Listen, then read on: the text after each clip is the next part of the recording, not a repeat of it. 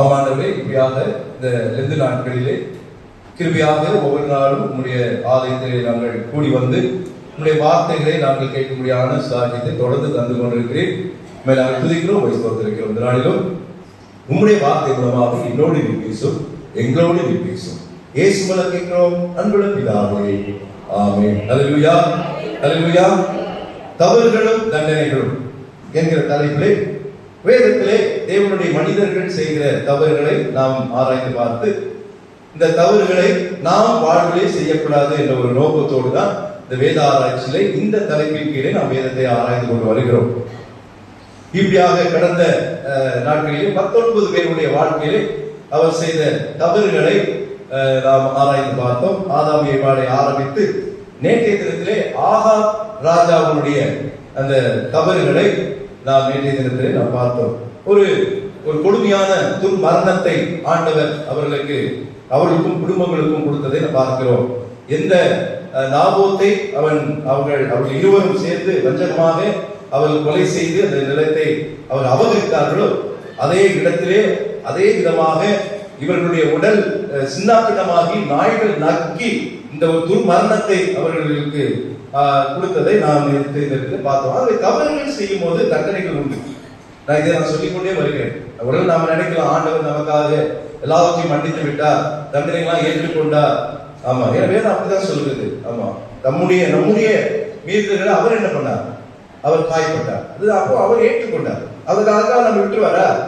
விட மாட்டார். நம்ம பிள்ளைகள் தப்பு செய்யும் போது ஒரு முறை தப்பு செஞ்சா விடுவோம், 2வது முறை தப்பு செஞ்சா விடுவோம், 3வது முறை தப்பு செஞ்சா என்ன பண்ணுவோம்? கண்டிக்கணும். அது கண்டிக்கணும். ஆமா, கண்டிக்கணும். நான் இந்த வார்த்தையை சொல்லிக்கிட்டே இருக்கேன். ஏன்னா பிள்ளைகளை வளர்ப்பு நமக்கு ரொம்ப முக்கியம். அப்ப ஆண்டவர் நாம் ஆண்டுடைய பிள்ளைகள். ஆண்டவர் நம்ம தவறு செய்யுமோ அவர் தண்டிக்கிறார். ஆகவே இந்த தண்டனைகளை நாம் வராதபடி இருக்க நாம் தவறுகளை செய்யக்கூடாது. ஒரு நாளிலே பழங்கள் கிடைக்காத ஒரு சூழ்நிலை.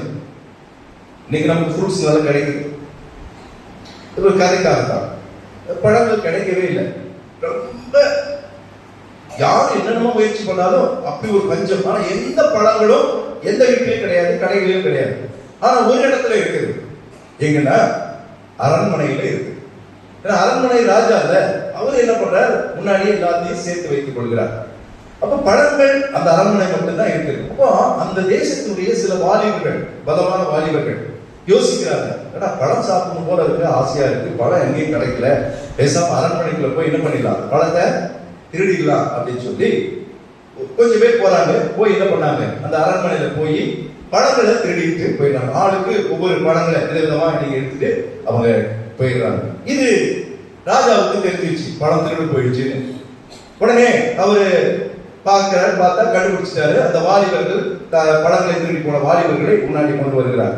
கொண்டு வந்து அவரை அவங்க நிக்க வச்சுட்டு, இந்த ராஜா எப்பவுமே தண்டனைகளை ஒரு நூதனமாக கொடுப்பார். என்ன சொல்லிட்டாரு? யாராரு என்னென்ன பழத்தை திருடிட்டு போனானோ அந்த பழங்களை அவர்களை வாயில வச்சு திணிக்கணும். அதுதான் தண்டனை. அப்போ வரிசை நிக்க வச்சுட்டாங்க. ஆப்பிள் திருடனமா முன்னாடி வந்து நிக்கிறான். அப்போ வராங்க, ஆப்பிள் எடுத்து அப்படியே முழுசா கஷ்டம் புரிஞ்சு பாருங்க. பெரிய ஆப்பிள் எடுத்து வாயில வச்சா என்ன ஆகும்? போட்டு திணிக்கிறான், கத்துறான், ஐயோ வேணாம் நீ எடுப்பியான்னு அவனை அனுப்புறாங்க. அடுத்தது என்ன பண்றாங்க? ஆரஞ்சு திருடுறாங்க, அவனை அதை திணிச்சு அனுப்புறாங்க. அடுத்து மாதுளம்பழம், அந்த தோளோட என்ன பண்றாங்க? அவனை போட்டு அவன் அழகுறான், கத்துறான். 4வது பப்பாளி. எவ்வளவு பெருசா இருக்கும் யோசிச்சு பாருங்க. பப்பாளி, அந்த முழு பப்பாளி எடுத்து அந்த வாலிபனுடைய வாயில வச்சு திணிக்கிறாங்க. ஆனா எல்லாரும் அழுதாங்க, 3 பேரும். இவன் மட்டும் சிரிக்கிறான். அப்போ ராஜாவுக்கு கோபம் வருது. என்னடா இது, இவ்வளவு பெரிய பப்பாளி எடுத்து உன் வாயில வச்சு திணிச்சிட்டு இருக்காரு, நீ சிரிச்சுக்கிட்டு இருக்க அப்படின்னு. இல்ல பப்பாளியை திருடின எனக்கே இந்த கதினா, பின்னாடி பலாப்பழத்தை திருடின ஒருத்தர் இருக்கானு, அவன் கதியை நான் நினைச்சேன், இப்ப அதை நினைச்சு நான் சிரிக்கிறேன் அப்படின்னு சொன்னார். யோசிச்சு பாருங்கல்ல, இன்னைக்கு தவறுகள் செய்யும் போது தண்டனைகள் உண்டு என்பதை நீங்க மறந்துவிடக் கூடாது. நம்முடைய வாழ்க்கையில் நாம் தவறு செய்யும் போது ஏதோ ஒரு விதத்துல மறைமுகமான ஒரு தண்டனையை ஆண்டவர் நமக்கு கொடுத்து கொண்டே வருகிறார். ஆகவே இந்த தினத்திலே ஒரு மனிதனுடைய தவறுகளை இன்றைக்கு நாம் பார்க்க போகிறோம். அவர் ஒரு சாதாரண மனிதனாக தென்பட்டாலும் ஒரு பெரிய மனிதனாக விளங்க வேண்டிய, வாழ வேண்டிய ஒரு மனிதன். ஆனா அவன் வாழ்க்கையில் அவன் தவறுகளை செய்ததுனால தன்னுடைய பெரிய அந்த கிருபைகள் எல்லாம் அவன் இழந்து போகிறான். அப்படிப்பட்ட ஒரு மனிதன் தான் வாசிக்க கேட்ட 2 ராஜாக்கள் 5ஆம் அதிகாரத்தில் நாம் கேட்ட வார்த்தையின்படி அங்கே கேயாசி என்கிற ஒரு மனிதன், எலியாவினுடைய வேலைக்காரன் எலிசா. உங்களுக்கு தெரியும், அது எலியா வல்லமை உள்ளவர், பெரிய தீர்க்கதரிசி, அற்புதங்களை செய்தவர், அடையாளங்களை செய்தவர், எதிர்த்து நின்றவர், தேவனுக்கு விரோதமாக வருகிறவர்களை எதிர்த்து நின்றவர், வல்லமையான ஒரு மனிதர். அவருக்கு அடுத்ததாக அவருக்கு வேலைக்காரனாக இருந்த எலிசாவை ஆண்டவர் அபிஷேகம் பண்ண சொல்லி தெரிந்து கொள்கிறார். இப்ப எலிசா எலியாவுக்கு பிறகு ஒரு பெரிய தீர்க்கதரிசியாக வருகிறார். அப்ப அவருக்கு ஒரு வேலைக்காரனாக இருந்தவன் தான் இந்த கேயாஸ். அப்போ எலியாவுக்கு பிறகு எலிசா, எலிசாவுக்கு பிறகு யார் பெரிய தீர்க்கதரிசியா வரணும்? கேயாசி வர வேண்டும். இதற்குதான் ஆண்டவர் அவனை வேலைக்காரனாக எலிசாவுக்கு அழைத்து வருகிறார். ஆனா அவன் பெரிய தவறுகளை செய்ததுனால பெரிய தண்டனையை ஆண்டவரிடத்தில் அவன் பெற்றுக் கொண்டான் வாசிக்கிறோம். இங்க நீங்க 2 ராஜாக்கள் 4ஆம் அதிகாரத்துல பாத்தீங்கன்னா எலிசா கூட இருந்து அற்புதங்களை பார்த்தவன் இந்த கேயாஸ். பார்த்தது மட்டுமல்ல, அவன் ஒரு நிலையிலே எலிசாவுக்கு பதிலாக அவன் அற்புதங்களை செய்ய முயற்சி பண்ணின சம்பவமும் அங்கே இருக்கிறது. நீங்க வீட்டுல போய் படிச்சு பாருங்க. அங்க 5 அற்புதங்கள், இந்த 4ஆம் அதிகாரத்துல மட்டும் எலிசா 5 அற்புதங்களை செய்தார். அந்த 5 அற்புதங்களையும் கண்ணால் பார்த்தவர் யாரு? கேயாஸ். கூடவே இருக்கிறான். என்ன நடக்குது? ஒரு தீர்க்கதரிசியுடைய கடனை அடைக்க முடியாம ரொம்ப கஷ்டப்படுறாங்க. இப்ப எலிசா அங்க போகிறா. அப்ப என்ன பண்றாரு? அவரு பாத்திரத்துல எண்ணெய நிரப்பி அந்த எண்ணெயை விற்று என்ன பண்றாரு? கடனை அடைக்க வைக்கிறார். அது முதல் அற்புதம். இதை கேயாஸ் பார்க்கிறான். 2வது சூனமியால் என்கிற அந்த ஸ்திரீ வீட்டுல போய் அவளுக்கு குழந்தை இல்லாமல் இருக்கிறது. வேதம் சொல்கிறது 4ஆம் அதிகாரம் 14ஆம் வசனத்தை வாசிங்க. அவருடைய கணவன் மிகுந்த பெரிய வயது உள்ளவர், அவனுக்கு இதுமே எல்லாம் குழந்தை பிறக்கிற வாய்ப்பு இல்லாத ஒரு வயது உடையவர். வாசிங்க.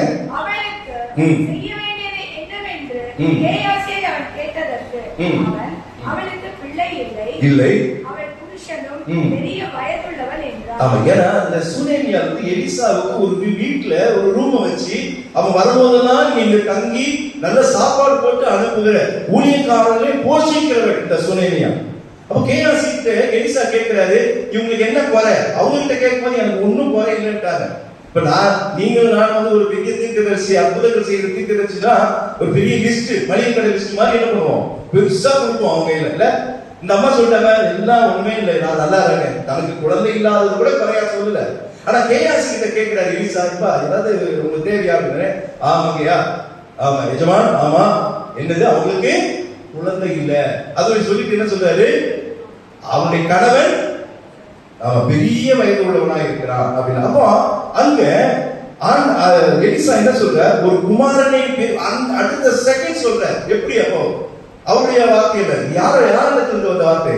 கர்த்தர் அந்த வார்த்தையை தருகிறார். அவர் என்ன சொல்றாரு? நீ ஒரு குமாரனை பெருமா என்று 17ஆம் வசனத்தை சொல்றார். அப்ப கூட அவர் சொல்ற நம்பல, அவர் நம்பிக்கையே இல்லை. ஆனா அவருடைய வார்த்தைப்படியே அவளுக்கு ஒரு குழந்தை பிறந்தது என்று வாசிக்கிறோம். இது 2வது அற்புதம். கேயாசி கூட இருந்து பார்த்தவர்.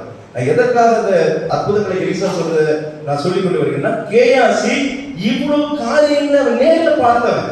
அப்படி நேர்ல பார்த்தவனே தேவனுடைய வழியை விட்டு விலகி போனான்னா, நீங்க நானும் கண்ணால எதையும் பார்க்கல, நாம் உணர்ந்து வாழ்ந்து கொண்டிருக்கிறோம், அறிந்து வாழ்ந்து கொண்டிருக்கிறோம், படித்து வாழ்ந்து கொண்டிருக்கிறோம்.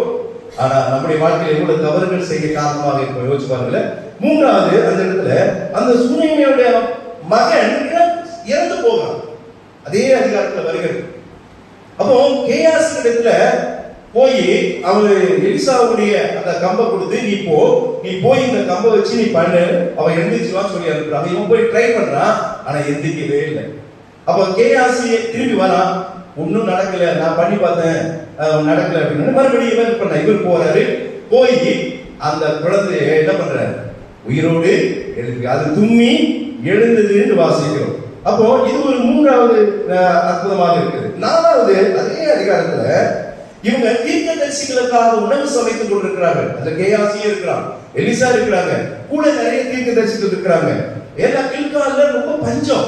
அப்போ அங்க வந்து உணவு சமைச்சுக்கிட்டு இருக்கும்போது யாரோ என்ன பண்ணிட்டாங்க தெரியாதனமா, அது பேர் வந்து பேய் கும்மட்டி கொடி என்கிற ஒரு கொடியை அந்த இலையை போட்டு என்ன பண்ணிட்டாங்க, சமைச்சிட்டாங்க. அது அந்த இது சமைச்சா என்ன ஆவாங்க? விஷமா மாறிடும், செத்து போயிடுவாங்க. அப்ப இதை சாப்பிடும் போது எல்லாரும் வந்து தெரிஞ்சு போச்சு, கத்துறாங்க, ஐயோ சாப்பிடாதீங்க, இதுல விஷம் இருக்குது அப்படின்னு. ஆனா எலிசா என்ன சொல்ற தெரியுமா? 2ஆம் அதிகாரம் 40ஆம் வசனம் 40-41 வாசிங்க.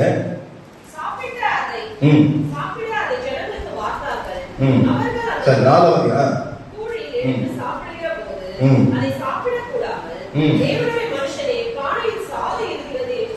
சத்தமிட்டார்கள். அப்பொழுது அவன் மாவை கொண்டு வர சொல்லி அதை பானையிலே போட்டு மாறு என்றான். அல்லேலூயா! எவ்வளவு பெரிய அற்புதம் பாத்தீங்களா? இன்னைக்கு கூட நம்ம வீட்டுல ஏதோ உப்பு ஏதாவது அதிகமாயிடுச்சுன்னா ஒரு பிளான் பண்ணுவாங்க, எதையோ ஒன்று எக்ஸ்ட்ரா போட்டு அந்த உப்பை சேவ் பண்ணுவாங்க. அது பண்ணுவாங்க, அது எங்களுக்கு தெரியாது, சமைக்கிறவங்களுக்கு தெரியும். அப்போ இங்க என்ன பண்றாரு? ஒரு மாவை கொண்டு வர செய்து அதை கரைச்சி அந்த விஷத்தை என்ன பண்றாரு? எடுத்து இதை கேயாசி பார்த்துக்கிட்டு இருக்கிறான். அது மாத்திரம் இல்லாம இதே அதிகாரத்துல 5வது ஒரு அற்புதம் நடக்குது. என்ன தெரியுமா? அங்க என்ன நடக்குது? 43ஆம் வசனத்துல அவனுடைய பணிவிடைக்காரன் இதை நான் 100 பேருக்கு முன்வைத்தது எப்படின்னு என்றான். அதாவது பாகால் சலீசாவில் இருந்து ஒரு மனுஷன் கொஞ்சம் சாப்பாடு எடுத்துட்டு வர, யாருக்கு? எலிசாவுக்கு கொடுக்க. ஆனா அங்க 100 பேருக்கு மேல தீர்க்கதரிசிகள் இருக்கிறாங்க. இது வேற ஒரு இடத்துல நடக்கிற வேற ஒரு சம்பவம். அப்போ இவர் டக்குனு என்ன சொல்லிட்டாரு? எலிசா எல்லாருக்கும் இதை கொடுங்க. அவன் கொஞ்சோண்டு கொண்டு வந்திருக்கான். எப்படி இயேசு கிறிஸ்து 5 அப்பம் 2 மீன் கொண்டு 5000 பேர் போஷித்தாரோ அது மாதிரி இப்ப கொண்டு வந்தது கொஞ்சம். அது மிஞ்சி போனா ஒரு 10 பேர் சாப்பிடலாம். எலிசாவுக்கு கொண்டு வந்து எவ்வளவு இருக்கும்?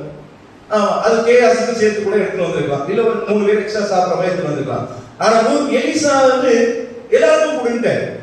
அப்போ அவங்க வந்து சொல்றாங்க, முடியாது, 100 பேருக்கு மேல இருக்கிறாங்க. ஆனா என்ன நடக்குது தெரியுமா? 44ஆம் வசனத்துல அப்பொழுது அவர்கள் முன்பாக அதை வைத்தான், கர்த்தருடைய வார்த்தைப்படி அவர்கள் சாப்பிட்டதும் அன்றி. அல்லேலூயா! இவ்வளவு அற்புதங்களை இந்த 4ஆம் அதிகாரத்துல பார்த்தது இந்த கேயாஸ். இவ்வளவு பார்த்தோம், அவன் தவறுகளை அவன் செய்கிறதை நான் பார்க்கிறோம். அப்போ எவ்வளவு தூரம் அவனுடைய வாழ்க்கையில அவர் ஒரு என்ன சொல்றது, அவன் எப்படி எங்கேயோ இருக்க வேண்டியவன். இந்த அற்புதங்கள் எல்லாம் பிற்காலத்துல கேயாசி செய்யணும், அதுக்குதான் ஆண்டவர் அழைத்தார். ஆனா ஆண்டவர் அவனை தள்ளிவிட்டார் என்று வாசிக்கிறோம். சரி, இப்போ நம்ம பார்க்கலாமா? தண்டனைகளை, தவறுகளை நம்ம பார்க்க போகிறோம். இந்த கதை உங்களுக்கு தெரியும். நாகமானுக்கு குஷ்டம் இருந்தது. சீரியா ராஜாவின் ஒரு படை தலைவன் அவன். ஆமா, அவன் தளபதி, அவன் பெரிய ஆள். ஆனா அவனுக்கு என்ன இருந்தது? குஷ்டரோகம் இருந்தது என்று வேதத்தில் வாசிக்கிறோம். இந்த குஷ்டரோகம் குணமாகாமலே இருந்தது. அப்போ அவனுடைய வேலைக்காரி ஒருத்தி, சிறைப்பட்டு வந்த ஒரு வேலைக்காரி ஒருத்தி, நீங்க போனீங்கன்னா அந்த தேசத்துல ஒரு எலிசா இந்த ஊழியக்காரர் இருக்காரு, அவர்கிட்ட போனீங்கன்னா என்ன நடக்கும்? உங்களுக்கு அற்புதங்கள் நடக்கும். அப்போ இது வந்து அந்த வீட்டுல தெரிஞ்ச கதை. நான் சொன்னாதான் நம்ம அடுத்த கதைக்குள்ள போக முடியும், தவறுகளுக்கு போக முடியும். என்ன நடக்குது? ஒரு லெட்டர் அனுப்புறாங்க அவங்களுடைய ராஜாவுக்கு, எலிசா இருக்கிற ராஜாவுக்கு. அதை தப்பா அனுப்புறாங்க. நீங்க படிச்சு பாருங்க. எலிசா குணமாக்கணும் தான் வேலைக்காரி சொல்றா, ஆனா ஏதோ ராஜாவே குணமாக்குற மாதிரி இவங்க லெட்டரை கொடுத்துட்டாரு. அப்போ அங்க இருக்கிற ராஜா இதை படிச்சோம், ஐயோ ஏதோ சண்டைக்கு இவங்க பிளான் பண்றா பொழுது, நான் எப்படி என்ன சுகப்படுத்த முடியும் இந்த குஷ்டரோகத்தெல்லாம் அப்படின்னு சொன்ன பிறகு இங்க எலிசா இதை கேள்விப்பட்டு, ஒண்ணு கவலைப்படாதீங்க, நான் பார்த்துக்கிறேன்னு சொல்லி நாகமான வர சொல்றாரு. நாகமான வரான், படையோட வருகிறான். வந்து அவனுடைய எதிர்பார்ப்பே வேற. அவன் என்ன நினைச்சா, வர சொன்னா எலிசா இவனை தொட்டு இல்ல வார்த்தைனா சொல்லி இல்ல எதையாவது எடுத்து பூசி அவன் குஷ்டத்தெல்லாம் போக்கிடுவான்னு சொல்லிட்டான். அவன் வந்து பார்த்த உடனே ஒண்ணுமே சொல்ல, நீ போய் 7 தரம் மூலிகை எழுதுரு, குஷ்டரோகம் சரியா போயிடுன்னு சொல்லி எலிசா சொல்லிடுறான். இவனுக்கு கோபம் வந்துச்சு. நான் கடும் கோபம்ங்கிற பாவத்தை குறித்து பேசும்போது நாகமானை குறித்து பேசினேன். உங்களை எத்தனை பேருக்கு ஞாபகம் இருக்கோ தெரியாது. இல்ல வீணான ஒரு கோபம் அவனுக்கு. அவன் என்ன நினைச்சான்னா, எங்க ஊர்ல இல்லாத குளமா இங்க வந்து இந்த யோர்தான்ல போய் குளிக்க சொல்றாங்கன்னு சொல்லிட்டு இவன் கோபத்தோடு திரும்பிட்டான். அப்போ முதல்ல ஒரு வேலைக்காரி, ஒரு சிறுமி, ஒரு வேலைக்காரி அவளுக்கு புத்தி சொல்றான், நீங்க போங்க. இப்போ ஒரு வேலைக்காரன் வரான். வேலைக்காரன் வந்து, ஐயா என்னையா இது பெரிய தப்பா, குளிக்கதான் சொன்னாரு, முங்கி எந்திரிச்சிருக்கலாம், நல்லது நடந்தா நமக்கு நல்லது தானே, நல்லதை நம்ம சொல்லணுங்க மற்றவங்களுக்கு. இவன் பயப்படல. தன்னுடைய எஜமானா இருந்தா கூட அவர் கடுங்கோபத்தோடு போகும்போது அவன் சொல்றான். அப்போ இவர் என்ன பண்றாரு? சரி போய் பார்க்கலாம்னு சொல்லிட்டு என்ன நடக்குது? போய் யோர்தான்ல 7வது தரம் முங்கி எந்திக்கிறாரு. வேதம் சொல்கிறது அவருடைய சரீரம் குழந்தைகளுடைய மாம்சம் போல ஆயிடுச்சாம். அல்லேலூயா. எவ்வளவு பெரிய அற்புதம்! இது நடந்த பிறகு நாகமான் சும்மா அனுப்புவானா எலிசாவை? என்ன பண்றான்? கொஞ்சம் வெகுமதிகள், பரிசுகள். இல்ல, நம்ம பொதுவாக ஒரு பாஸ்டர் வீட்டுக்கு வந்தாலே என்ன பண்ணுவோம்? சும்மா வெறுங்கையோட அனுப்ப மாட்டோம். ஏதோ கொடுத்து ஏதோ காணிக்கை கொடுத்து நம்ம அனுப்புவோம். அது இவன் பெரிய அற்புதத்தை பெற்றிருக்கான். வாழ்க்கையிலே நடைபெறாது என்று நினைத்த ஒரு காரியம். ஆனா எலிசாவின் மூலமாக ஆண்டவருடைய கிருபையினாலே அவன் பெரிய சுகம் பெற்றான். அதனால என்ன பண்றான்? ஒரு வெகுமதியை கொடுக்கிறான். ஆனா எலிசா என்ன மாதிரி இல்லை, இங்க இப்ப இருக்கிற பாஸ்டர் மாதிரி இல்லை. என்ன சொல்லிட்டாங்க? கேட்டான், மறுத்துட்டான். இல்ல, வேதம் அப்படிதான் சொல்லுது. அவன் மறுத்து விட்டான் என்று வாசிக்கிறோம். இதுதாங்க, இது கேயாசுடைய கண்களுக்கு அது கஷ்டமா இருக்கு. எவ்வளவு கொடுக்கிறாரு, நம்ம சோத்துக்கு அங்கங்க அலைஞ்சிக்கிட்டு இருக்கிறோம். கொஞ்சோண்டு சோனை வச்சு இவரு ஏதோ அற்புதத்தை செஞ்சு எல்லாருக்கும் கொடுத்துட்டு இருக்காரு. இப்போ இதுக்கெல்லாம் கிடைச்சா நமக்கு நல்லது தானே? இல்ல, அப்படி அவன் நினைச்சு. ஆனா அவன் அந்த ஊழியக்காரர்களோடு செய்வதற்காக அவன் எடுக்கல. இவனுடைய நோக்கம் என்ன? இந்த தவறு என்ன தெரியுங்களா? வாழ்க்கையிலே தான் நல்லா இருக்கணும்னு ஒரு பேராசை அவனுக்குள்ள இருந்தது என்று வாசிக்கும். இப்போ சில வசனங்களை வாசிப்போம். 2 ராஜாக்கள் 5ஆம் அதிகாரம் 20ஆம் வசனத்தை வாசிங்க. 2 ராஜாக்கள் 5:20. தேவனுடைய மனுஷனாகிய எலிசாவின் வேலைக்காரன் கேயாசி என்பவன் அந்த சீரியனாகிய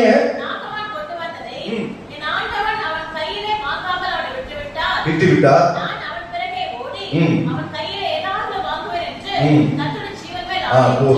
இதுல வேற கர்த்தர் மேல வேற என்ன பண்றான்? ஆணையிடுறான். அவர் வேணான்னு சொல்லிட்டாரு. சரி, அது பரவாயில்ல. இவன் என்ன பண்ணிருக்கணும்? வேணான்னு சொல்றதுல வேணாம், அது அவருக்கு வேணாங்க, அவனுடைய வேலைக்காரன் நானு, எனக்கு தேவை இருக்கு, என் குடும்பத்துக்கு தேவை இருக்கு. என்ன குடும்பம் இருக்குன்னு தெரியல. குடும்பங்கள் உண்டு, கேயாசிக்கு குடும்பங்கள் உண்டு.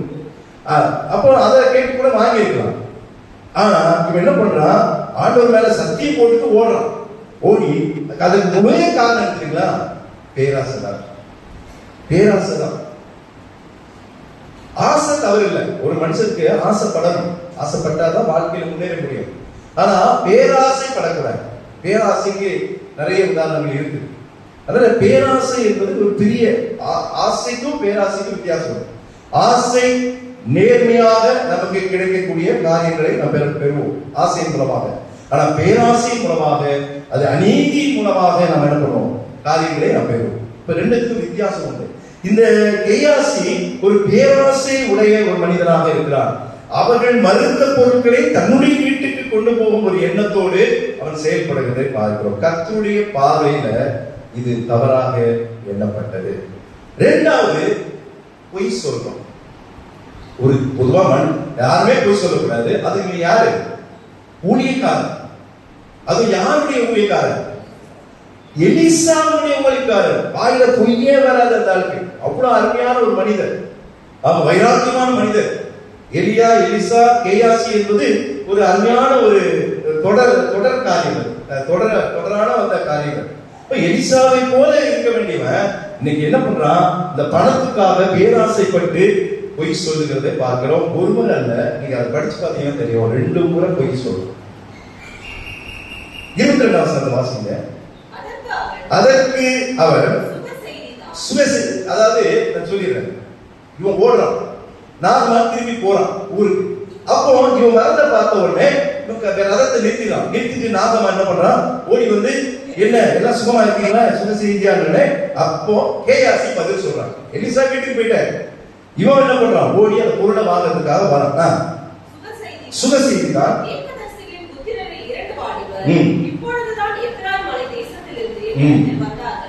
அவர்களுக்கு ஒரு தாளந்து வெள்ளியையும் 2 மாற்று வஸ்திரங்களையும் தர வேண்டும் என்று கேட்க என் எஜமான் என்னை அனுப்பினார் என்றான். இந்த பொய்யில எவ்வளவு பொய்யில கலந்துருக்கு பாத்தீங்களா? அது படிக்கும் போதுதான் எனக்கு இப்ப விளங்குது. இல்ல, அது நடந்ததா என்னது தெரியாது. ஆனா இவன் என்ன சொல்றான்? எப்ராஹிம் தேசத்துல 2 வாலிபர்கள் வந்திருக்கிறாங்க. ஊர்லாம் பேர்லாம் சொல்லலாம். ஏன்னா சொல்றத பொய்யை எப்படி சொல்லணும்? கரெக்டா சொல்லணும். ஆமா, ஆதாரத்தோடு சொல்லணும். இல்லைன்னா அது பொய்ன்னு தெரிஞ்சிடும். அங்க என்ன நடக்குது பாருங்க. அது மட்டும் இல்ல, ஒரு தாளந்து வெள்ளியும் 2 மாற்று வஸ்திரங்களையும் தர வேண்டும் என்று கேட்க யார் அனுப்பிச்சா? நாகமானுக்கு அதெல்லாம் கிடையாது. ஒருவேளை அவன் நினைச்சிருப்பான், அப்படின்னா அவன் யார்கிட்டயே வாங்கியிருக்கலாமே. இல்ல நாம யோசிச்சிருக்கலாம். ஆனா இந்த மாதிரி இவங்க ஒரு பொய் சொல்லி பேராசையுடன் வந்து பொருளை வாங்குவான் நான் நினைக்கல. எலிசாவுடைய வேலைக்காரன் இந்த கேயாசி நான் எவ்வளவு பெரிய ஒரு ஊழியக்காரராக தீர்க்கதரிசியாக வரக்கூடியவன். அப்ப அவன் பொய் சொல்லுவாங்க இவங்க எதிர்பார்க்கல. என்ன சொல்றது? எஜமான் என்ன அனுப்பினார்? நாம எலிசாவை அனுப்பினாரு. எலிசா யோசிச்சு பாருங்கல்ல. ஆனா நீ பாருங்க, பொய் சொல்லும் போது ஆசீர்வாதம் எப்படி கிடைக்குது? டபுளா கிடைக்குது. அவன் எத்தனை தாளந்து கேட்டான்? ஒரு தாளந்து தான் கேட்டான். ஆனா நாகமான் என்ன சொல்றது தெரியுமா? அடுத்த வசனத்துல தயவு செய்து அவன் ஒரு ஆசை நாகமானுக்கு, என் சரீரம் குழந்தை சரீரம் மாதிரி ஆயிடுச்சு, எப்படியாவது நான் கொடுக்கிற அந்த காணிக்கையை வெகுமதியை எஜமான் ஏற்றுக்கொள்ள வேண்டும் என்று சொல்லி ஒரு வாஞ்சியோடு இருக்கிறான். கேயாசி வந்து பொய் சொன்ன உடனே இவனுக்கு அது பொய்யும் தெரியாது, உண்மை நம்பி தயவு செய்து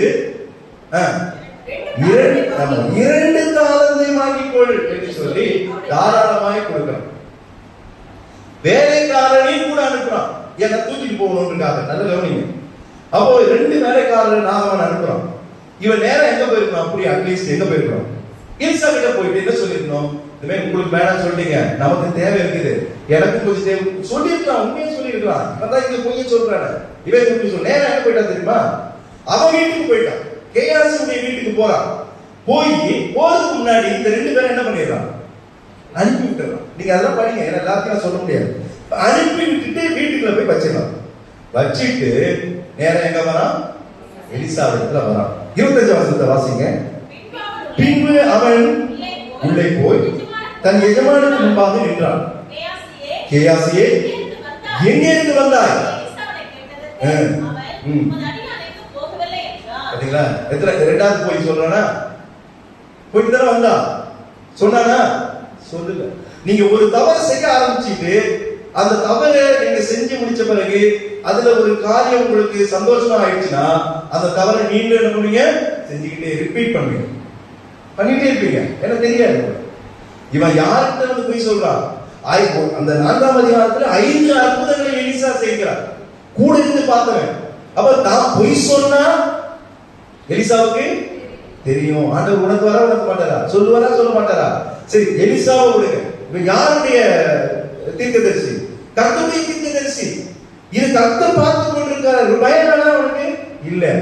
இங்க வந்து பொய்ய சொல்றான். என்ன சொல்றான்? நான் எங்கும் போகலன்றா. எவ்வளவு பெரிய இல்ல. 3வது ஃபர்ஸ்ட் பேராசை, 2வது அவனுடைய பொய், 3வது தேவனை அவன் மறந்து விட்டான். இதுதான் பெரிய சம்பவம். கர்த்தருடைய நினைவு அவனுக்கு இருந்தா இந்த பேராசையும் வந்திருக்காது, இந்த பொய்யும் வந்திருக்காது. எலிசா தேவனோடு வாழ்ந்தான், ஆனா கேயாசி தேவனை மறந்து வாழ்ந்தான். கர்த்தரை மறந்து வாழக்கூடிய வாழ்வு நமக்கு தண்டனையான வாழ்வார். அல்லேலூயா. நீ மறந்துடாதீங்க. ஏன்னா கர்த்தர் நம்மை அதற்காக தான் அழைத்திருக்கிறார். கர்த்தரை நம்ம எல்லா நிலைகளிலும் நினைத்துக் கொண்டே இருக்கணும், மறந்து விடக்கூடாது. அவர் செய்த நன்மைகள், அவர் செய்த எதிரான நிலைகளும் வந்திருக்கட்டும். அதையும் நீங்க நினைக்க, இந்த தண்டனை ஏன் வந்தது, இந்த பிரச்சனை ஏன் வந்தது, இந்த காரியம் ஏன் வந்தது, என்னிடத்துல என்ன பிரச்சனை இருக்கு? கேயாசி எந்த ஒரு நினைவும் அவனுக்கு இல்லை. அவருடைய காரணம் பேராசுடனே பொய் சொல்லி அந்த காலத்தை வாங்கி கொண்டு போய் எலிசாவிடத்திலும் அந்த பொய்யை சொல்லுகிறதை பார்க்கலாம். எலிசாவுடைய அந்த அற்புதம் செய்கிற அந்த காரியத்தையும் மறந்து விட்டான், கர்த்தரையும் அவன் மறந்து விட்டான். ஆண்டவர் மன்னிச்சு விட்டுருக்கலாம்ல. சரி, ஊழியக்காரன் தப்பு செஞ்சுட்டான், பாவம், மன்னிக்கல. ஆண்டவர் பெரிய தண்டனை கொடுத்தார், எதிர்பாராத ஒரு தண்டனை கொடுத்தார். என்ன தண்டனை? நம்ம வாசிக்கிறோம் 5ஆம் அதிகாரம் 27ஆம் வசனத்தை வாசிக்கிறோம். உடனே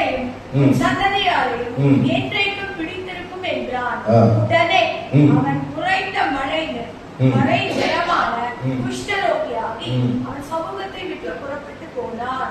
முடிவு பயங்கரமா இல்ல? எலிசா கேட்கிறாரு.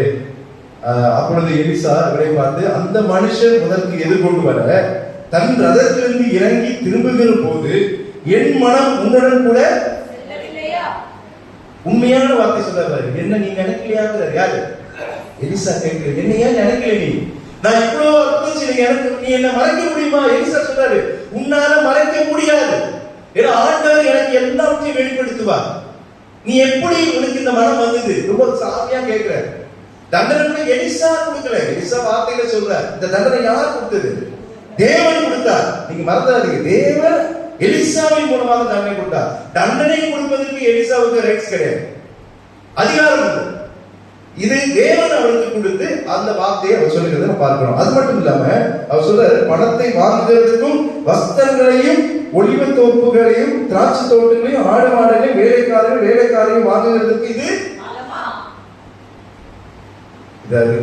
நேர்மா சொல்லுறேன். சொல்லிட்டு தான் இந்த தண்டனை கொடுக்கிறார். என்ன தண்டனை? அவருடைய நாகமானுடைய குஷ்டரோகம் அது எப்பயோ கரைஞ்சி காத்துல போயிடுச்சுங்க. நாகமானுடைய குஷ்டரோகம் கரைஞ்சி காத்துல போயாச்சு. இப்போ வர வைக்கிறார். எங்க இருந்து? எங்க தான் வச்சிருந்தாரோ தெரியாது அந்த குஷ்டத்தை. அந்த காத்து வந்து என்ன பண்ணிருக்கோம், நான் சொல்றது இதெல்லாம் அப்படியே கேயாசியுடைய உடம்புல டச் பண்ண உடனே வெள்ளையா குஷ்டரோகம் நீ பாத்துருக்கீங்களா? ஆமா, முழுமையா அதை விரும்ப மாட்டோம். குஷ்டரோகிகள் யாரும் விரும்ப மாட்டோம்.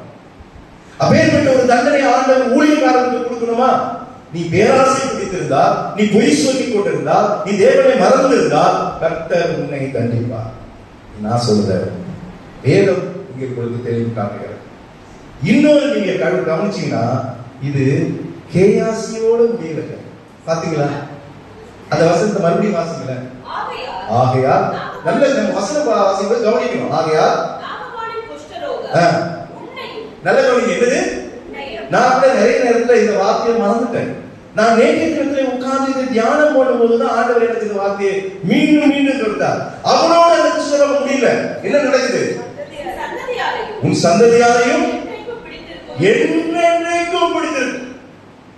இவன் செஞ்ச தவறு வாழையடி வாழையாக பிள்ளைகளுக்கு எல்லாம் அந்த குடும்பமே எப்படி ஆயிடுச்சு? தீர்க்கதரிசியாக வர வேண்டிய குடும்பம் இப்போ குஷ்டரோகம் பிடித்த ஒரு குடும்பமாக, ஒரு சந்ததியாக மாறி போகும். எவ்வளவு பெரிய தண்டனை யோசிச்சு பாருங்கள. மூன்றாவது, தேவ கிருபையை அவர் இழந்து போனாங்க. தேவனை அவன் மறந்ததுனால தேவனுடைய கிருபையை அவன் இழந்து போனான். எங்க இருக்க வேண்டியவன்? எங்க இருக்கிறோம்? எலிசாவுக்கு அடுத்த ஸ்தானத்துல அவன் தேவனுடைய ஊழியத்தை வலிமையாக ஒரு பவராக, ஒரு ஃபயராக செய்யக்கூடிய ஒரு மனிதனாக இருக்க வேண்டியவன் இந்த வேலைக்காரனாக கேயாஸ். ஆனா பேராசைப்பட்டு பொய் சொல்லி தேவனை மறந்து தானும் தன்னுடைய சந்ததியும் குடும்பத்துக்குள் ஒரு பெரிய தண்டனையை கொண்டு வரக்கூடியாக நடந்து கொள்கிறார். நம்முடைய வாழ்க்கையில ஆண்டவர் மன்னிக்கிறார்கள், அதை மாற்றி கருத்தே கிடையாது. ஆண்டவர் வேதத்துல அநேக பேர் மன்னித்தார். நேற்றைய முதல் கூட நான் பார்த்தோம், ஆகாப் ராஜா ஆண்டவர் பயங்கர கோபப்பட்டார் அவன் மேல. ஆனா அவன் என்ன பண்ணான்? அது வரைக்கும் செய்யாத காரியத்தை செஞ்சான். உடனே உபவாசம் பண்ணா, தன்னை தாழ்த்தினா, ஜபம் பண்ணா, ரெட்டெடுத்துக் கொண்டா, கண்ணீரோடு ஆண்டவர் நோக்கி முறையிட்டான். ஆண்டவரே என்னை மன்னிச்சிருங்க. ஆண்டவர் உடனே அப்பவே ஆண்டவர் என்ன பண்ணிட்டார்? மன்னிச்சுட்டார். ஆனா தண்டனையை மாத்திட்டார். நீ நல்லா இருப்ப, ஆனா உன்னுடைய பிள்ளைய இந்த தண்டனையை அனுபவிப்பான். நடந்துதான் இல்லையா? அவருடைய மகன் யோராம், அவன் எகு என்கிற தீர்க்கதரிசி ராஜா வந்து அவனை கொன்று போட்டு அவனுடைய சரீரம் சிதைந்து சுவற்றிலே ரத்தம் வடிய நாய் வந்து நக்கினது என்று சொல்லி நேற்று பார்த்தான். அவருடைய மனைவி ஏசபேல், அவளும் அப்படிதான் மானிலிருந்து விழுந்து சரீரம் உடைந்து செறிந்து குதிரை மேலும் தரைகள் மேலும் ரத்தம் சிந்தி அவன் மரித்தாள் என்று வாசிக்கிறோம். தேவனுடைய தண்டனைகள் உண்டுங்க. ஆனா கொடூரமான தண்டனை ஆண்டவர் நமக்கு கொடுக்கிறது. அப்படி ஒருவேளை உண்மையிலே ஆண்டவர் கொடுத்திருந்தா இன்னைக்கு நம்ம தவறுகளும் பாவங்களும் ஆண்டவருக்கு விரோதமாக நாம் செய்யவே மாட்டோம். நம்ம மன்னிப்பின் காலத்துல இருக்கிறோம், கிருபையின் காலத்துல இருக்கிறோம். ஆண்டவர் நமக்காக எல்லாத்தையும் சிலுவையிலே மாற்றிவிட்டார். அந்த ஒரு தைரியத்தோடு நாம் தவறு செய்து கொண்டிருக்கிறோம். இந்த வேத ஆராய்ச்சியுடைய நோக்கமே நம் வாழ்க்கையில மனிதர்கள் வேதாந்தத்தில் செய்த மனிதர்களுடைய தவறுகளை நாம் செய்யக்கூடாது. நம்முடைய வாழ்க்கையில பொய் எவ்வளவு இருந்தாலும் பொய் சொல்லக்கூடாது. இந்த பொய் ரொம்ப, நீங்க ஏதேன் தோட்டத்துல எப்படி பாவம் உள்ள பிசாசு கொண்டு வந்தா, ஏவாளை எப்படி வஞ்சித்தான்? பொய் சொல்லிதான் வஞ்சித்தான். என்ன சொன்னான்? ஆண்டவர் என்ன சொன்னாரு? இந்த விருட்சத்தின் கனியை நீ சாப்பிட்டால் புசித்தால் சாகவே சாவாய் சொல்லிட்டாரு. அப்படிதான் சொன்னாரு கர்த்தர். ஆனா இவன் ஏவாளை வஞ்சிக்க முடியாதே வந்து பொய் தான் சொன்னான். யாரு? சாத்தான். என்ன சொன்னான்? நீ சாகவே சாவதில்லை. மாற்றி சொல். பொய்க்கு நிறைய பவர் உண்டுங்க. ஆமா, அதுல உங்களுக்கு லாபம் நிறைய கிடைக்கும் பொய் சொன்னா. ஆனா நிலைத்திருக்காரு. விடாம ரொம்ப ஜாக்கிரதையா இருக்கணும். ஆசை தவறு இல்ல, பேராசை, கேயாசை மாதிரி பேராசை படக்கூடாது. பொய் நம்ம இந்த நேரம் பொய் சொல்லக்கூடாது. ஆண்டுடைய பிள்ளைகள் உண்மையே பேசப்பட வேண்டும். உண்மையோ அதுதான் விரும்புகிறார். நம்முடைய வாழ்க்கையில கேயாசுடைய தவறுகள் நம்முடைய வாழ்க்கையில் இருந்தால் நாம் அதை கலைந்து போட வேண்டும். தேவனை மறந்து வாழ்கிறோமா? வேதாராய்ச்சிக்கு வருகிறோம் 40 நாட்கள், ஏதோ ஒரு வருஷம் வரும், அப்படியே தொடர்ந்து வந்துக்கிட்டு ஏதோ ஒரு தலைப்புல பாஸ்டர் பேசுவாங்க, அதை நம்ம கேட்போம். கேட்டு ஒரு காதல வாங்கி ஒரு காதல மறந்து போய் நம்முடைய வாழ்க்கை தொடர்ந்து இதுதான் நடந்து இருக்கிறது. நோக்கம் அதுவல்ல. கர்த்தர் இன்றைக்கு உங்களை அழைத்தவர் எவ்வளவு பேருக்கு வந்திருக்கலாமே, ஏன் வரல? உங்களுக்கு தான் அந்த கிருபையை ஆண்டவர் தந்திருக்கிறார். ஏன்னா நாம் இந்த உலகிலே நாம் தவறுகளை செய்யக்கூடாது நோக்கத்தில். ஆகவே தவறுகள் செய்தால் தண்டனைகள் உண்டு. ஆகவே அவர் தேவனுடைய சமூகத்தை விட்டும் எலிசாவுடைய சமூகத்தை விட்டும் அவன் போனான் என்று முடிக்கும் வாசிக்கிறேன். அவன் சமூகத்தை விட்டு போனான். கூடவே இருக்க வேண்டிய எலிசா கூட இருக்க வேண்டிய அந்த விட்டுட்டு போக வேண்டிய சூழல் யோசிச்சு பார்க்கல. பெரிய தண்டனை அவன் எதிர்பாராத ஒருத்தர். அவன் நினைச்சு பார்த்துக்க மாட்டான் இவ்வளவு பெரிய தண்டனை எனக்கு கிடைக்கும். ஆனா கர்த்தர், நான் அடிக்கடி சொல்றேன், சின்னவங்க செய்கிற தப்பு, சின்னவங்க செய்கிற பெரிய தப்பு சின்னதா தான் தெரியும் தேவனுடைய பார்வையில. ஆனா பெரியவர்கள் செய்கிற ஆண்டவருடைய பிள்ளைகள் செய்கிற சிறிய தவறு ஆண்டவருடைய பார்வையில பெரியதாக தெரியும். மோசேக்கு அதெல்லாம் நடந்தது. அது நம்முடைய வாழ்க்கையில ஆராய்ந்து பார்ப்போம். கேயாசுடைய தவறுகள் நம்முடைய வாழ்க்கையில இருக்கக்கூடாது. ஆகவே தொடர்ந்து இந்த காரியங்களை நான் நினைவு கூர்ந்து, ஆண்டவரே இந்த தவறுகளை என்னுடைய வாழ்க்கையில செய்யாதபடி இருக்க இந்த கிருபையை எனக்கு தாரும் என்று சொல்லி நம்ம தாழ்த்துவோம். கர்த்தர் தொடர்ந்து பெரிய காரியங்களை செய்வாராக. கண்களை மூடி கர்த்தரை நோக்கி நாம் ஜெபம் செய்வோம்.